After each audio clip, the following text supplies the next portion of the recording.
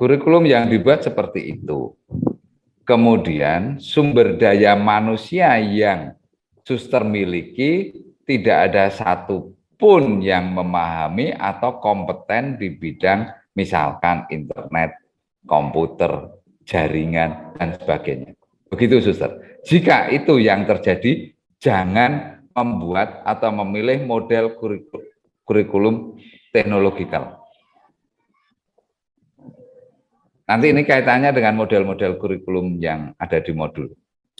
Begitu ya, suster. Ya, Pak. Kaitannya di situ. SDM itu penting. Pak, ya, mengenai yang tadi, mengenai karakteristik siswa yang harus kita layani, apakah tidak dimungkinkan karena kita ini mau menyusun kurikulum ya dengan karakteristik ya bagian pelayanan bagaimana melibatkan siswa, apakah tidak dimungkinkan siswa dalam kelas yang mahir bisa membantu guru sehingga pelayanan terhadap peserta didik yang bervariasi karakter dan kebutuhannya dapat terlayani. Apakah tidak dimungkinkan seperti itu, Pak?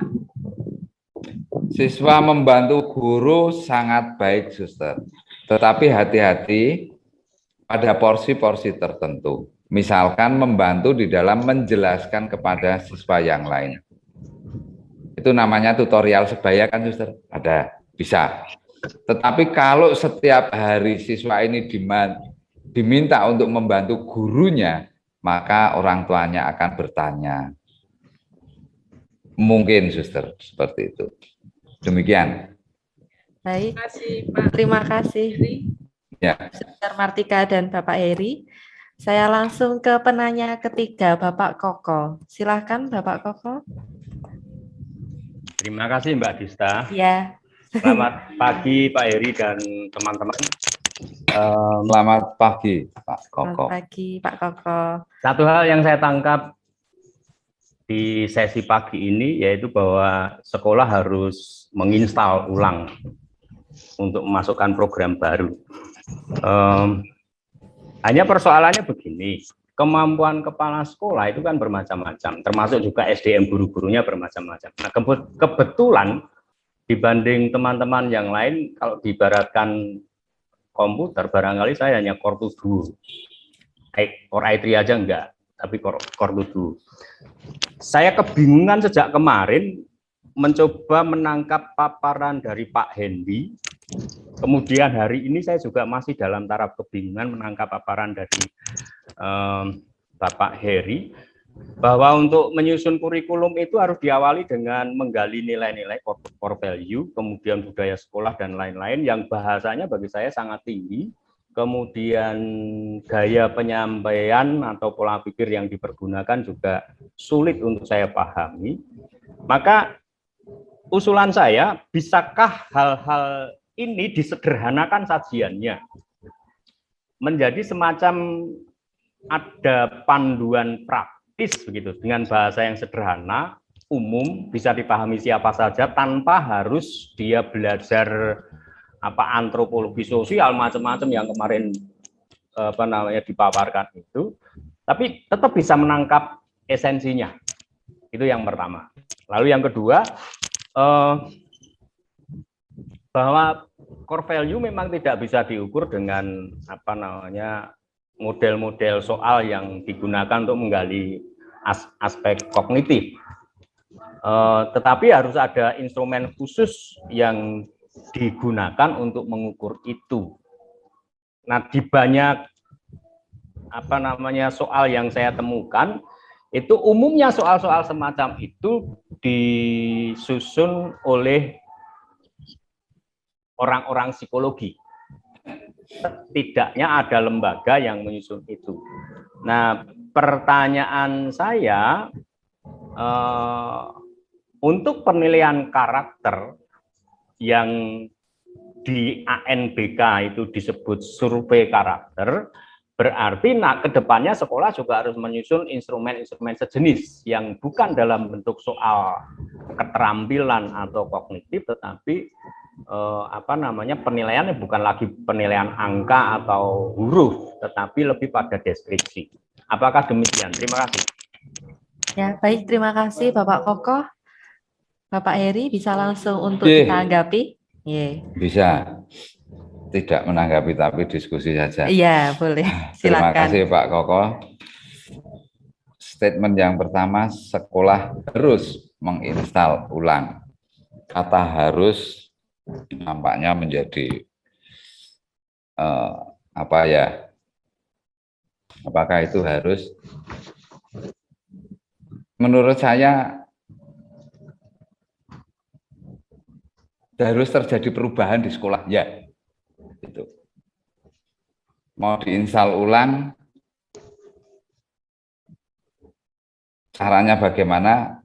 Salah satu caranya dengan kurikulum development dan sebagainya yang sedang kita bahas ini. Kemudian, apakah bisa disederhanakan tagihan-tagihannya? Yang untuk tagihan saya nanti sederhana, Pak, langkah-langkah.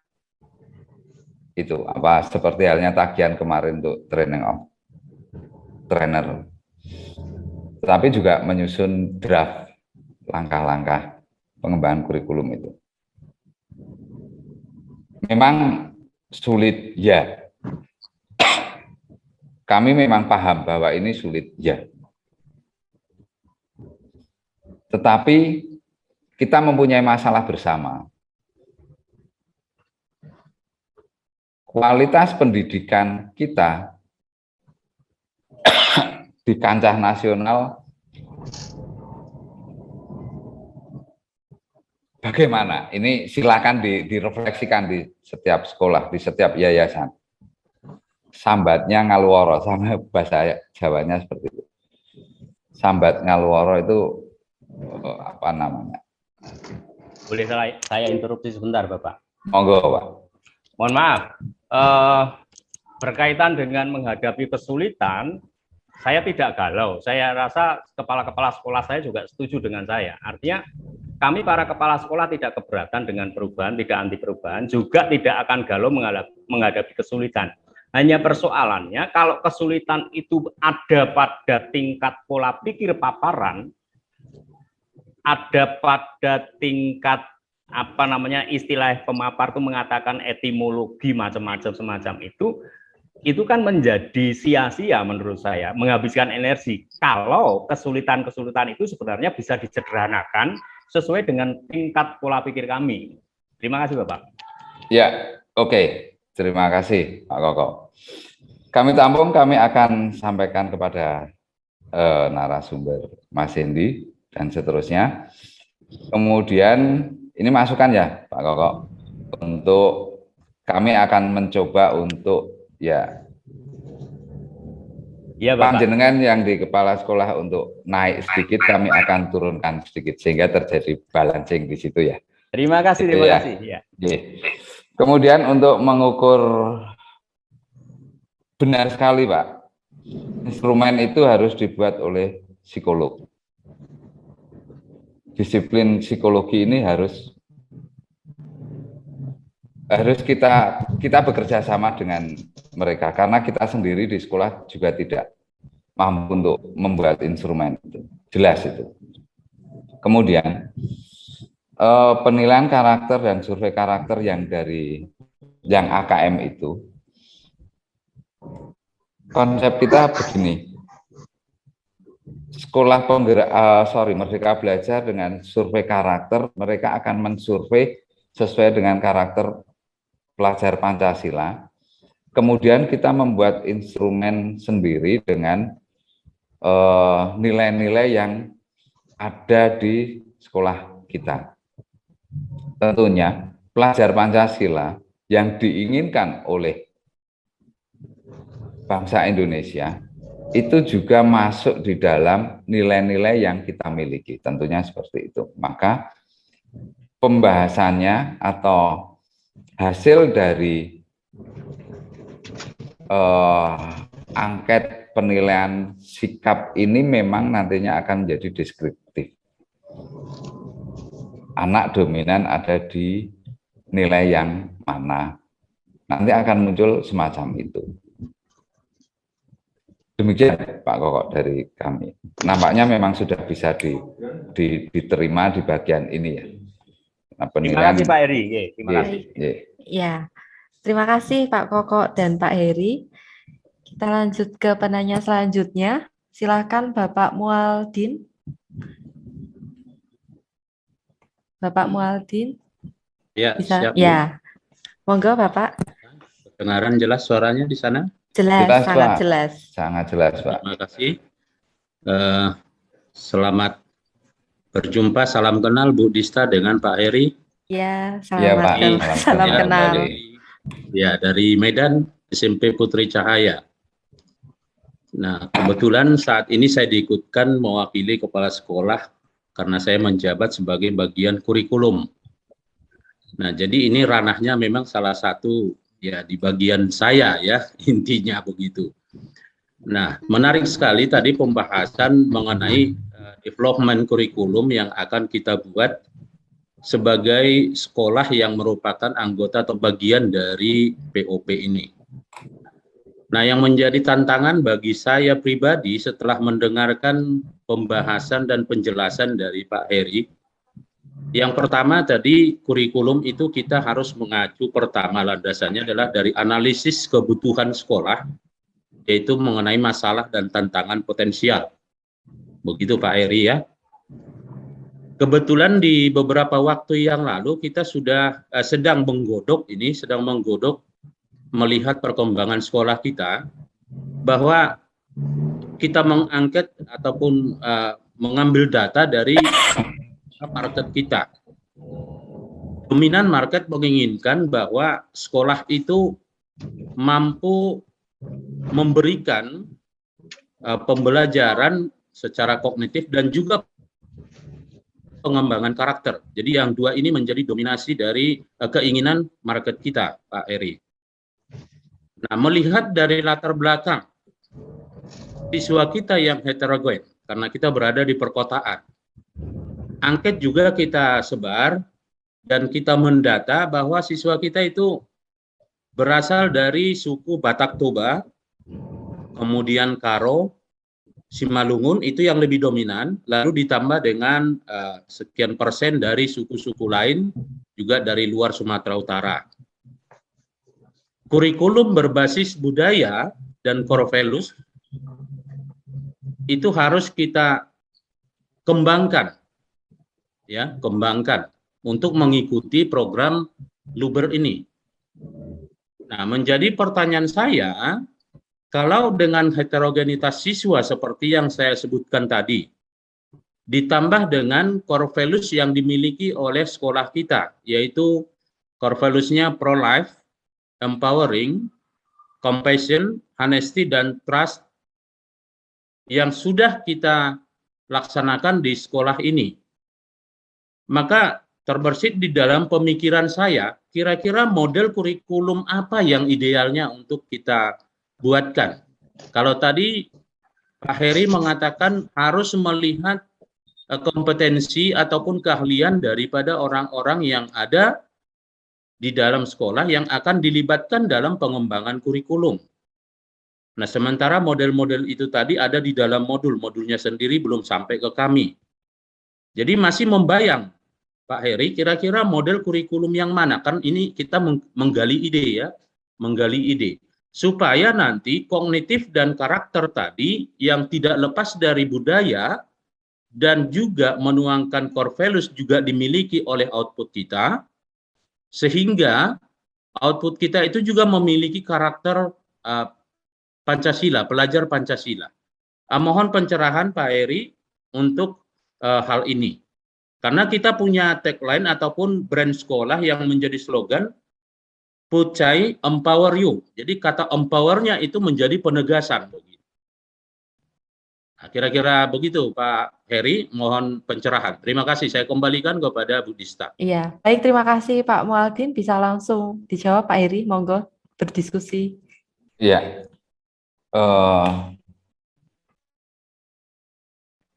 Saya kirimkan Pak, habis ini modulnya di Google Classroom ya Pak. Terus kemudian pertanyaannya model kurikulum ideal yang bagaimana dan sebagainya. Dari sisi keilmuan kurikulum, Indonesia itu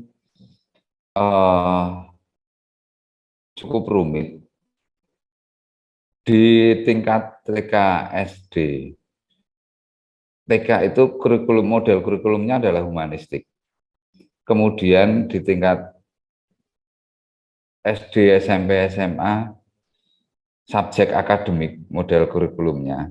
Balik sekarang di perguruan tinggi menjadi dominan ke humanistik dan teknologikal. Maka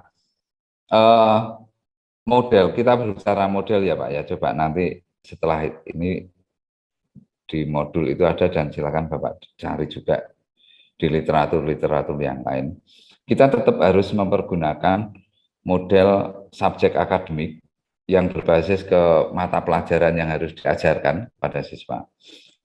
Pendekatan ke humanistik juga dipergunakan di dalam model kurikulum yang akan kita buat.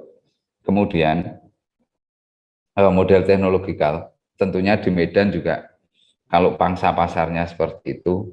Ini tadi need analisis di sisi pasar ya Pak ya, pasar atau market di sana. Artinya bahwa kita berbicara teknologi sebagai alat, internet, laptop, komputer, dan sebagainya. Model kurikulum teknologikal yang memanfaatkan semacam itu bisa dimasukkan ke sana. Jadi memang 3 ini menjadi bagian yang cukup dominan di dalam membangun kurikulum yang ada di Indonesia saat ini. Karena di dalam pengembangan kurikulumnya KTSP ini, kita tidak bisa lepas dari kurikulum atau kurikulum nasional yang sudah ditetapkan oleh pemerintah. Mau tidak mau juga harus subjek akademik, gitu, humanistik dan juga teknologikal. Kurikulum rekonstruksi sosial tidak akan cocok untuk sekolah-sekolah reguler. Di situ akan lebih cocok untuk para biarawan atau semacam itu, untuk merekonstruksi kondisi sosial. Demikian Pak Mualdin. Ya, baik, terima kasih Bapak Heri. Sudah cukup, J, Bapak Mualdin? Ya, untuk sementara nanti kita dalami dengan model masih panjang, Pak. Pasti kalau diskusi ini. Terima kasih Pak Heri sudah dikirim modulnya. Nanti coba kita cek di Google Classroom tadi, Pak ya. Langsung ke Google Classroom, Bapak. Oke, baik. Terima kasih Pak Heri. Ya, terima kasih Bapak Mualdin. Langsung saja ke penanya selanjutnya, biar semua bisa bertanya, J, Bapak. Selanjutnya Bapak Paulus Witak. Monggo, Bapak. Terima kasih atas kesempatan. Saya Bapak Paulus Witak dari SMP Katolik Santo Mikael Manado. Ya. Setelah mendengar penjelasan dari Pak Heri tentang penyusunan kurikulum, saya mau bertanya 2 hal atau minta pencerahan dan penegasan. Yang pertama, hidden kurikulum. Hidden kurikulum ini kurikulum yang tersembunyi, yang tidak nampak pemahaman saya. Dan dikatakan tiap orang dalam ekosistem sekolah memiliki hidden kurikulum. Pertanyaan saya, bagaimana cara kita menyatukan hidden kurikulum dari personil yang ada dalam ekosistem sekolah untuk kita bisa menyusun kurikulum itu. Yang kedua, menyangkut core values. Tadi dikatakan oleh Pak Heri, core value harus masuk dalam 8 standar nasional pendidikan. Kemudian Pak Heri juga menyebutkan harus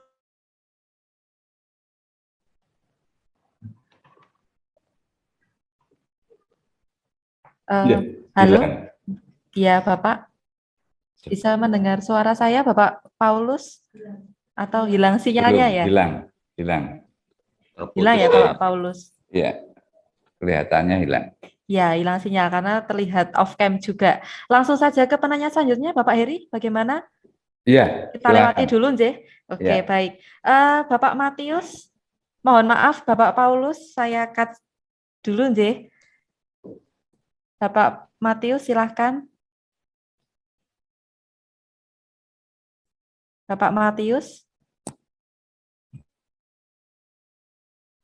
Apakah bisa tersambung dengan Pak Matius? Jaringan belum, jaringan. Oke, lanjut ke penanya selanjutnya, Bapak Sinar Mata, monggo Bapak. Bapak Sinar Mata sedang tidak di tempat. Baik. Suster.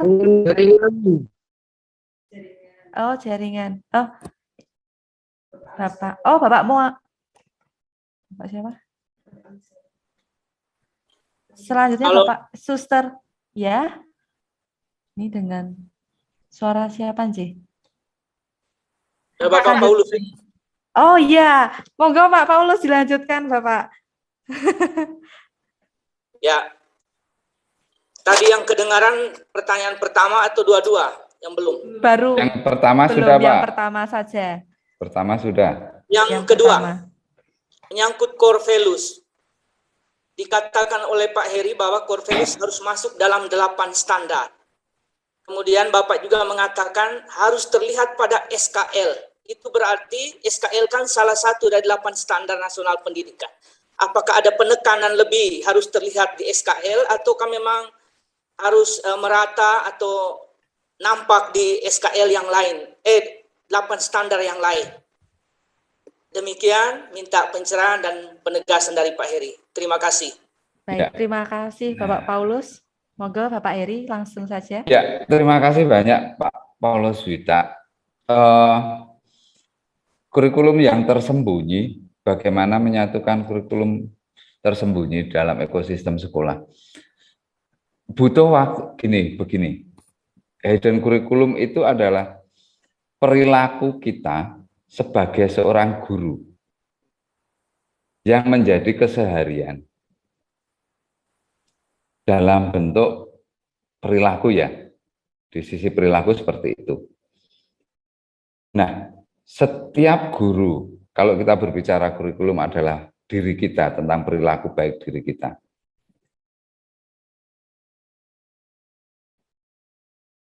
Yang ini tidak muncul di dalam dimensi dokumen memang, hidden kurikulum ini. Tetapi munculnya di dalam interaksi ekosistem sekolah. Interaksi di dalam sekolah antar guru, sesama guru, guru dengan siswa, siswa dengan siswa, kemudian guru dengan individu yang lain yang ada di siswa, dengan orang tua dan sebagainya. Core value ada di sana. Jika core value ini terinternalisasi di dalam diri para guru, maka ini pun menjadi hidden kurikulumnya para guru. Bagaimana menyatukannya adalah bagaimana sekolah ini mampu membentuk budaya sekolah berdasarkan nilai-nilai yang dimiliki oleh sekolah tersebut. Berbicara budaya ini tidak hanya produk budaya ya, Romo, Suster, Bapak, Ibu, Buder. Tidak produk budaya, tetapi menurut Kuncoro Ningrat itu mulai dari sistem berpikir macam itu. Kemudian yang kedua, core value masuk di dalam 8 standar nasional pendidikan. Core value terutama ada di standar kompetensi lulusan. Core value, saya mensimpelkan, core value kemudian diperas menjadi visi misi. Nah, visi misi inilah yang menjadi aims di dalam pendidikan di sekolah, tujuan di dalam pendidikan sekolah. Maka kompetensi lulusannya juga tercermin di dalam visi misi ini. Begitu. Core value adalah sikap yang dimiliki oleh seluruh guru dan seluruh individu yang ada di sekolah. Maka harus masuk di dalam tataran manajemennya juga, kemudian infrastrukturnya juga, kemudian proses pembelajarannya, iya, kemudian standar isinya, iya, standar prosesnya juga, iya. Kira-kira semacam itu. Ujungnya memang akan membentuk standar kompetensi lulusan. Lulusannya akan terbentuk, akan kelihatan karakter yang muncul seperti apa. Itu di standar kompetensi lulusannya mencerminkan visi misi dari sekolah tersebut. Demikian Pak Paulus Wita. Terima kasih, Pak. Terima kasih Bapak Paulus Wita dan Bapak Heri. Untuk penanya selanjutnya, Bapak Suster Rosmaida. Monggo Suster Rosmaida, saya persilakan.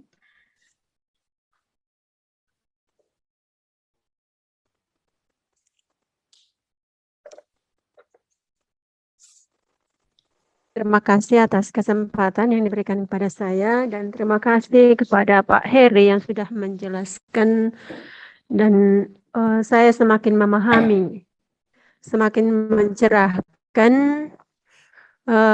pemikiran saya, semakin memperluas wawasan pemikiran saya mengenai Merdeka Belajar dan juga untuk kurikulum yang akan dibuat nanti di sekolah.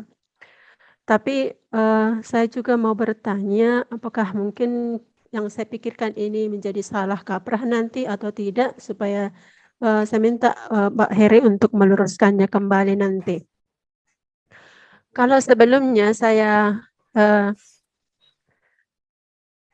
memikirkan bahwa dengan adanya Merdeka Belajar itu yang akan nanti dituangkan dalam kurikulum sekolah,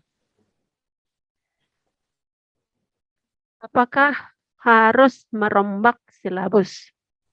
Begitu. Karena di hari kedua kemarin, kalau tidak salah saya, dari Pak Hendi itu mengatakan untuk menggali potensi yang ada dalam diri peserta didik, potensi dan minat dari peserta didik itu yang memberikan peluang kesenangan anak itu, misalkan pelajaran kesenian, lalu itu yang lebih dikembangkan. Lalu di situ saya berpikir apakah harus merombak silabus yang sudah digariskan atau diberikan dari Menteri Pendidikan, begitu. Kemudian yang kedua, pemikiran saya tadi setelah dijelaskan oleh Pak Heri mengenai core value itu, saya berpikir begini, dalam kurikulum itu nanti kami akan membumbui kurikulum itu menjadi rasa kami tersendiri. Jadi ada kurikulum dengan rasa kami. Rasa sekolah kami yang di dalamnya tentu itu sesuai dengan potensi dari guru, masyarakat, dan juga peserta didik. Dan memang sekolah yayasan kami sudah menggali nilai-nilai atau core value yang sesuai dengan yayasan kami dan pendiri kongregasi kami. Dan sudah kami buat buku, sudah sampai menghasilkan buku sekarang. Hanya memang sekarang kesulitan kami bagaimana mengimplementasikan itu, core value itu kepada pada masing-masing mata pelajaran. Itu yang belum masih kami lakukan. Kemudian saya pikir-pikir tadi, kalau yang dikatakan dengan langkah-langkah pengembangan silabus, langkah-langkah pengembangan kurikulum itu, sebenarnya selama ini sudah kita lakukan dengan tetap memperhatikan potensi-potensi yang ada di dalam sekolah itu dan sekitarnya, masyarakat sekitarnya. Hanya mungkin selama ini kurang melirik itu, hanya fokus pada bagaimana meningkatkan kemampuan kognitif anak. Itu mungkin yang selama ini fokus pemikiran kami. Kurang pada melirik pada bagaimana untuk menciptakan atau memadu karakter ini dalam setiap mata pelajaran, begitu. Apakah memang seperti pemikiran saya itu tadi yang saya katakan bahwa akan ada nanti kurikulum di sekolah sesuai dengan bumbu atau rasa yang ada di dalam sekolah kami. Begitu Pak Heri, terima kasih. Ya, Boleh langsung Bu Dista, saya jawab.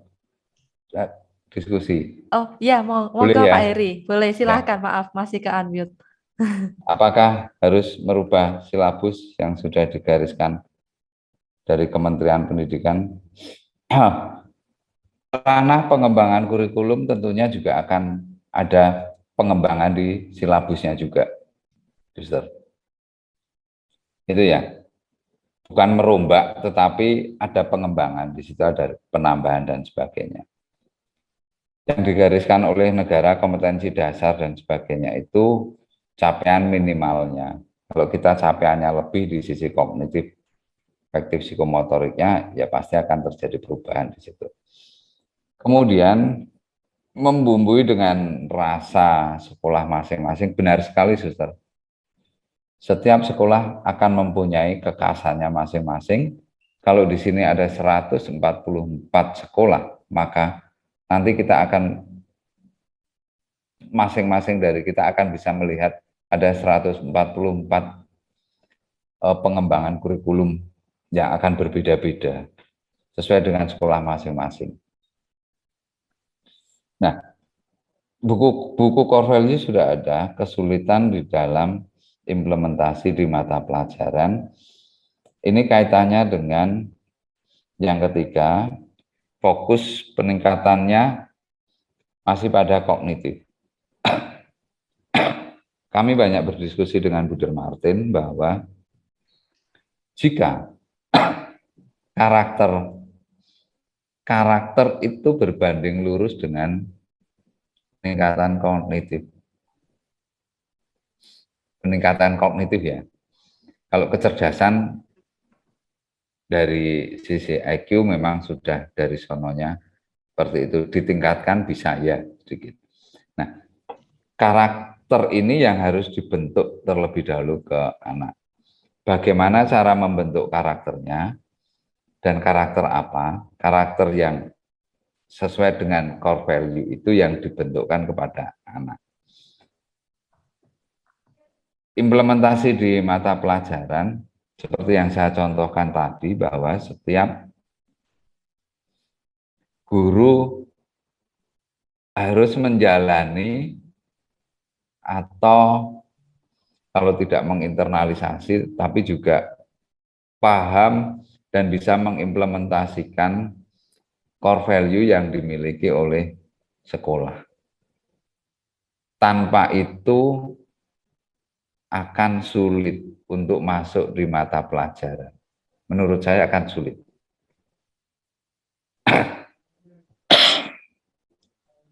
Pada saat guru itu sudah menginternalisasi core value, maka dengan sendirinya saat membimbing anak, itu juga sudah dengan nilai-nilai yang dimiliki oleh sekolah tersebut. Kemudian direalkan dengan contoh atau soal-soal di mata pelajaran, semacam itu. Terus seperti itu terus diulang, dari contoh gurunya baik, kemudian mata pelajarannya seperti itu, masuk core value-nya, terus semacam itu dengan harapan karakter anak terbentuk sesuai dengan yang digariskan di dalam core value. Memang kalau fokusnya pada peningkatan kognitif, ya core value jatuhnya pada penilaian kognitif nanti. Begitu, Suster. Terima kasih. Monggo Bu Dista. Iya, baik, terima kasih Bapak Heri. Tak terasa diskusi kita Pak Heri sudah sampai jam 11:05. Cepat sekali ya. Nah, ini sudah waktunya kita untuk berefleksi mandiri. Pastor, Bruder, Bapak Ibu, mohon maaf sekali tanpa mengurangi rasa hormat, saya harus mengakhiri Zoom ini. Tidak apa-apa ya Pak Heri ya? Tidak mau, diskusinya dilanjut di Google Classroom bisa. Oh baik, nanti diskusi bisa langsung dituliskan pertanyaannya melalui Google Classroom, begitu Nje Pak Heri? Ya, masih ada beberapa penanya, banyak sekali antusiasnya Pak Heri, ternyata banyak yang tertarik dengan pengembangan kurikulum budaya ini. Baik, terima kasih Bapak Heri untuk pemaparan materinya, terima kasih Pastor, Bruder, Suster, Bapak Ibu untuk perhatiannya. Kita tutup pertemuan sesi 1 ini dengan berdoa. Saya boleh minta tolong Bapak Alizarulaya untuk memimpin doa? Baik, ya terima kasih Ibu Dista. Iya, terima kasih Bapak Alizaru. Mari kita bersatu dalam doa. Dalam nama Bapa dan Putra dan Roh Kudus. Amin. Syukur kami haturkan kepadamu Bapa, Ia Maha Kasih dan Maha Murah. Sampai siang hari ini Engkau masih berkenan menemani kami. Sampai saat ini kami masih diliputi semangat untuk mengikuti Zoom meeting ini. Terima kasih banyak Tuhan atas segala pencerahan yang sudah disampaikan oleh para narasumber kami. Banyak hal sudah kami terima. Semoga apa yang kami terima itu sungguh-sungguh kami mampu untuk meresapinya. Dan ada kemauan keras bagi diri kami untuk mengembangkannya lebih jauh. Tuhan, sebentar kami akan refleksi mandiri dan nanti akan kami lanjutkan kegiatan ini dan mungkin untuk esok hari dan masa selanjutnya. Berkatilah Tuhan semua yang sudah kami dapatkan mulai dari pagi hingga siang hari ini. Lebih-lebih berkatilah para narasumber kami, semua panitia, saudara-saudari kami dari Yayasan Pengudi Luhur yang telah berjuang untuk memberikan pelayanan terbaik untuk kami semua. Bunda Maria, Bunda Pertolongan Abadi, hantarlah permohonan kami kepada Putramu, Tuhan kami, Yesus Kristus. Salam Maria, penuh rahmat Tuhan sertamu. Terpujilah engkau di antara wanita, dan terpujilah buah tubuhmu, Yesus. Santa Maria, Bunda Allah, doakanlah kami yang berdosa ini, sekarang dan waktu kami mati. Amin. Kemuliaan kepada Bapa dan Putra dan Roh Kudus, seperti pada permulaan, sekarang, selalu, dan sepanjang segala abad. Amin. Amin. Dalam nama Bapa dan Putra dan Roh Kudus. Amin. Terima kasih Bapak Alizaro. Terima kasih Bu Rista. Ya, selamat berefleksi mandiri untuk Pastor, Suster, Ya, Bapak Ibu. Terima kasih. Kita ketemu lagi nanti jam 1 ya.